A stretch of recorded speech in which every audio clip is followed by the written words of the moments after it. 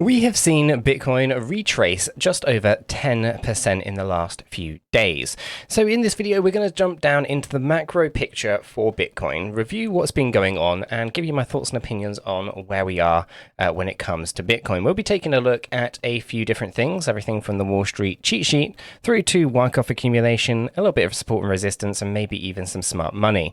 As I get into the video, if you find it useful and informative, smash that like button. I do appreciate that. If you're new, subscribe, and if you haven't yet joined us in Discord, check it out, linked in the description down below. If you are looking for a little bit more from the crypto space, then why not check out the Patreon services linked in the description below as well. Let's jump right down into this thing. I think what we're going to do is we're going to start things off by actually taking a look at the Wall Street cheat sheet.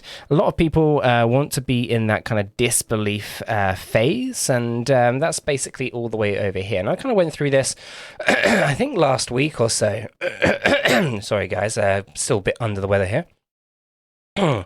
But I actually think otherwise. So let's go ahead and try to put these in, right? So if I grab some text here, we're going to try to look for a few of these different areas, right? So I think if we were to kind of reflect on what these movements are, we can see that there was euphoria at the top here, and then we have complacency. I think complacency is going to be here. See if I can find that. Right in here, right? So we can see that this is basically going to be our complacency area. On the way down, we then start to find anxiety. Well, that happens to be around about here. And the reason for this is you can see that we pulled back, we kind of pushed up, but we didn't really do anything too major. And that's really where anxiety starts to build up. Then you hit the denial phase. That's going to be right over here. Okay, so we can see that if I go ahead and put this on, you can see that this brief rally just here is a bit of denial. We're not in a bear market. And that happens to coincide, of course, with the fact that June lows, right? And we can see that people were talking about us being in a bullish market up here. Now, obviously, on the channel, we've been bearish for a very long time for the obvious reason that's what the data suggests. However, a lot of people drawing their trend lines are looking at this thing thinking higher highs, higher lows, fantastic, we're in a massive run to the upside. So therefore, denial. Then, of course, you start to see panic. Panic really comes in when we started to see a bit of a move to the upside or to the downside. Sorry, which actually would be putting us right down into these particular areas down here, which would be the lows from the November and FTX kind of crash panic. And, you know, you've got the this one over here as well. Let me find this. Let me put that over here. I missed this one. Where are you? Yeah, capitulation. So right up here. Capitulation right down at the bottom there. You can see that just before we went into panic, and actually, so panic must be here, and capitulation down here, in fact. And that means that we haven't really seen anger yet. And that's quite interesting to me, because, you know, anger is going to obviously have to come into a new lower low at some point. And I just don't think there's anywhere else we can kind of, you know, push and kind of make these things kind of fit. I mean, if we were to try to really make them as bullish as we can kind of put complacency up here. We could put anxiety here. We could put denial here. We could put panic. Panic would have to be somewhere around here. And capitulation would have to be down here. And then, and only then, could you see a potential for making this your anger. And if we go ahead and throw that in there, we can see this here. Okay, then obviously you see that there's a rally and then coming down into depression, which would yet to be something that unfolds, right? And we can go ahead and put that right in here. So that would be something that we'd have to see at some point.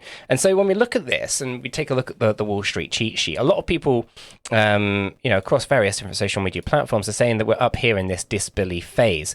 Yet, actually, if we tried to plot this out, how else could you possibly make that so?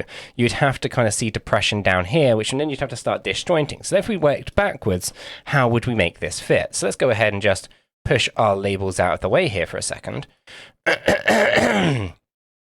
We'd have to see depression down at the bottom, right? Because that's the lowest point. Then you'd have to see anger. Capitulation, that would have to be at this point over here. Then you'd have to have panic, which would have to be up there. Denial, which would have to be here. Anxiety, which would have to be somewhere around here. complacency, but then you run out of space and there's no euphoria. So where would the euphoria be? Well, that would have to be on this slightly lower 65k high, right? And then maybe complacency is just that run. And then, of course, you could try to make it fit, but it doesn't really fit. It's basically trying to get a square into a circle. It's not quite going to work. So it doesn't look overly too promising when we start to try to do that. So I think it makes more sense that maybe capitulation is down here, panic is somewhere around here, denial would be in probably this range, anxiety would have to be here, anxiety here, and complacency here. Okay, that to me would make more sense. It basically would mean that we'd still have to come down into anger phase, and then we'd have to move up a little ways. Okay, bottom is now in, that whole story, then into a depression, and then out towards disbelief, okay, because disbelief would have to be way over here. So, when I look at this thing, I just think to myself, it doesn't make sense that we are in a disbelief range at the moment. So, I'll leave that there. I'll leave that for you guys to kind of come to your own conclusions, but that's how I look at it. At best, we've had the anger, we still have the depression. Worst case, in my opinion, we've still got to have the anger and depression. Okay, so let's move on. Let's go over into a bit of Wyckoff, right? Because Wyckoff is another thing that a lot of people are using to say that we're in phase E. Okay, we're in phase E of a Wyckoff accumulation pattern, and we're done with the lows. We're in a bullish market, right? That's the idea that a lot of people are saying. Yet, when I'm taking a look at this, what am I seeing here? Well, I'm seeing actually more that we are just had the secondary test here of phase A, we've just entered into phase B, and we're looking to come down into a secondary test of phase B. Okay, now I've gone through the Wyckoff accumulation pattern dozens and dozens of times. Lots of different ways that I've drawn it, yet every single time it doesn't seem to play out. And there are people out there who are drawing it as a phase E, but they're completely ignoring the secondary test of phase B, or completely ignoring just the schematics overall, and they're just trying to make something fit again. You're trying to get a square into a circle hole, right? And so it doesn't really make sense. When I look at this particular pattern, and we're trying to make it fit in a logical way and follow the schematics, this is unfortunately the only one I have at the moment that is actually following the pattern as I see it. So what does this mean? Well, it means that we are going to have to come down into secondary test of phase B. This is something that happens in both of these schematics regardless. Okay, so you have to have a secondary test in phase B. The only thing you cannot guarantee is a spring event. Okay, a spring event doesn't have to happen. There are two schematics here. One has a spring event, one does not have a spring event, right? So we know that a secondary test in phase B has to happen. That means a new lower low has to occur. And I've tried to draw this out in a bullish way before as well. So for example, maybe we're not looking at this quite right. Maybe our secondary test is over here, right? And this is kind of, trying to get us into a bullish state of play. We have our automatic rally being over here, and then we have a secondary test, let's say down over here. Oh, grab that, can I anchor? There we go, anchor that in, and then we have our automatic rally here, and then we end up with our resistances, right, up in this range just here. Okay, this is kind of, what I guess a lot of those bullish people are trying to do. They're trying to make it look like this.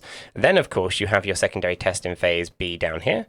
Okay, so you can see this, but it doesn't meet those schematics. You can see right here how we'd have our preliminary selling up here. So if I actually go ahead and move the preliminary selling to here, we'd have that automatic rally. We'd try to find some upper resistances.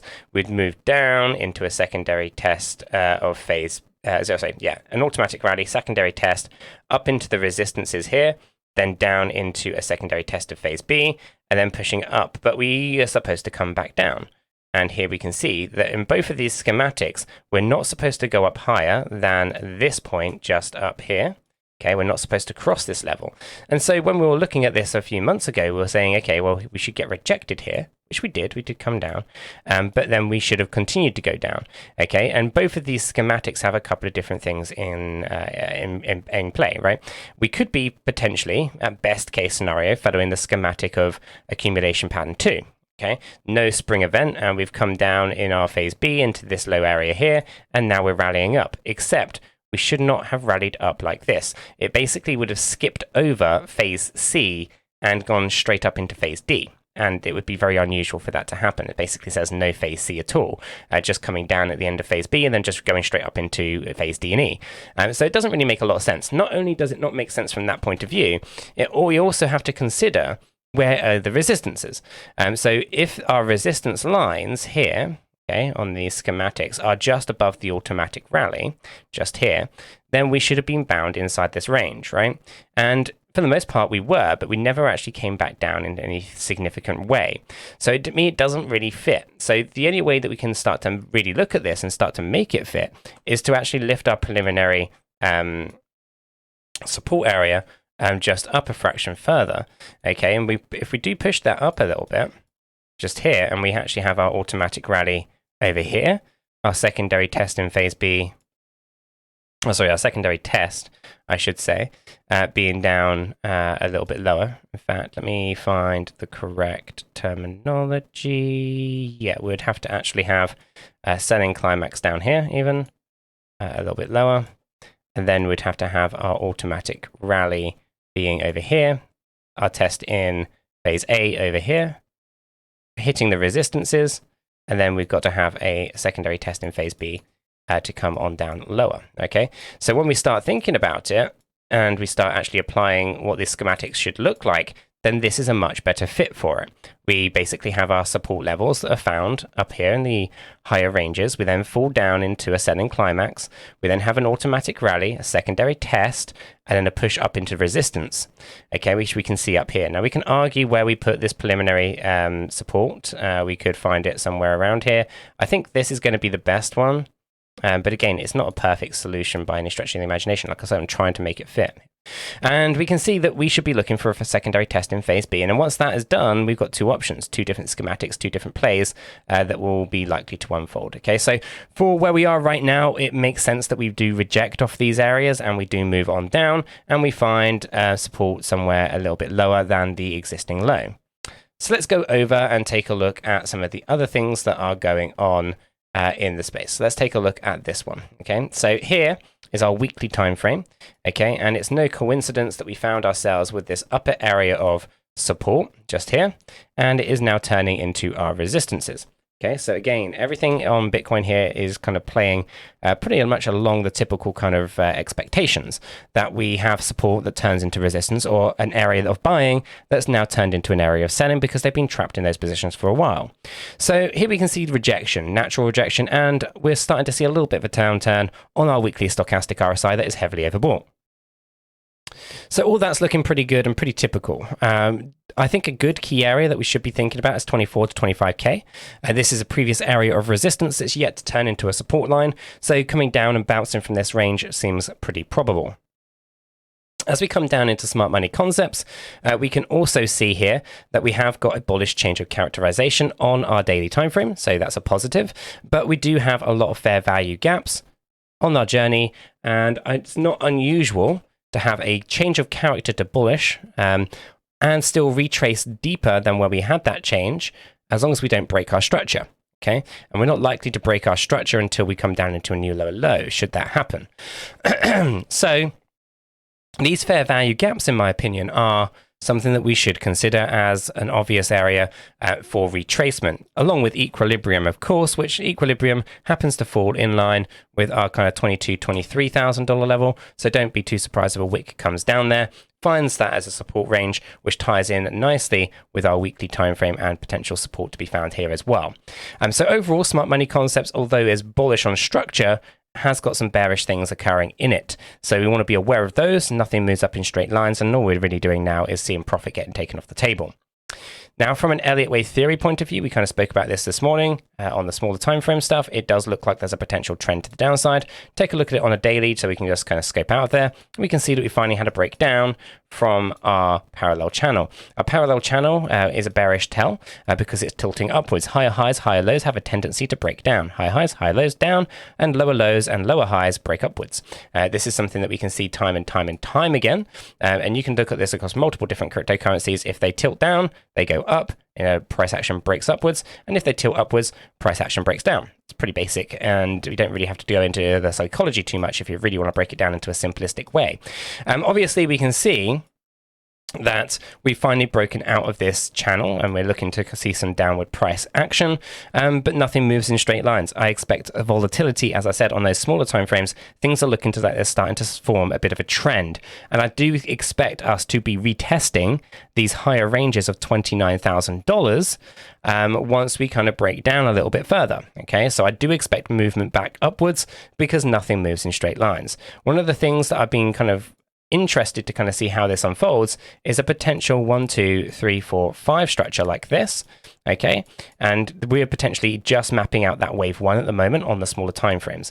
Then we'd have some kind of bounce up, and then I think we'll end up with a final move, or potentially final move that can go one of two ways, like this, taking us down into those lows. Okay, and as you can kind of see, that there would be an interesting structure. Now it's possible that we do something like this and we come down deeper.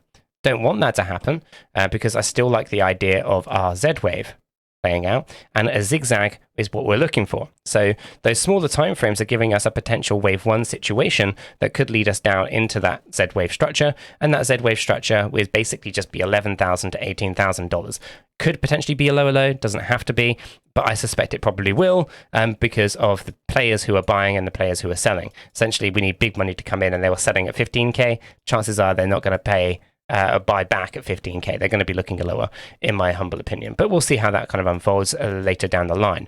But ultimately, yeah, I think Bitcoin's in an interesting spot right now. Let me know what your thoughts are in the comments down below. It's always good to kind of canvass the thoughts of the community. And if you did find this useful and informative, smash the like button. If you're new, subscribe. And if you haven't yet joined us in Discord, check it out. Linked in the description below.